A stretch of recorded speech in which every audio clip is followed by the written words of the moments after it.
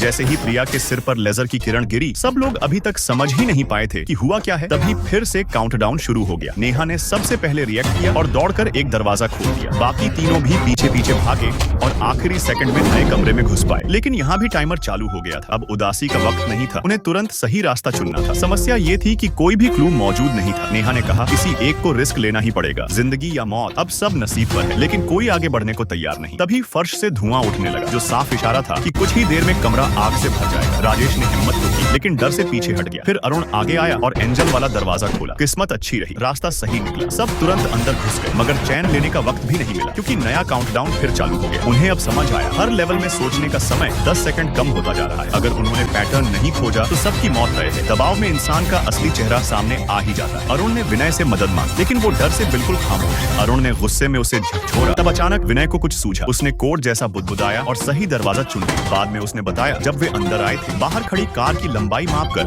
उसने बिल्डिंग की चौड़ाई का अंदाजा लगाया। कमरे की गहराई जोड़कर और एंट्रेंस पर दिखे स्क्वायर शेप को ध्यान में रखकर उसने नक्शा बना दिया। इसी से वे लगातार कई कमरे पार कर गए। लेकिन असली झटका तब लगा जब आखिरी रास्ते की जगह पत्थर की दीवार मिली। वीडियो देखकर उन्हें समझ आया कि कमरे स्क्वायर नहीं। तभी उन्होंने सही एग्जिट ढूंढ निकाला और सीढ़ियों से नीचे उतर गए। उन्हें लगा कि गेम खत्म हो चुका है, पर सच्चाई ये थी, उन्होंने सिर्फ लेवल 3 पार किया था। इनाम के तौर पर उनके वीजा में 3 दिन और जुड़ गए। लेकिन तभी उनके सामने एक आदमी आया जिसका वीजा एक्सपायर हो चुका था और सबके सामने उसकी सजा हुई। तभी सबको समझ आया, ये तो बस शुरुआत थी, असली खेल अब शुरू हुआ था।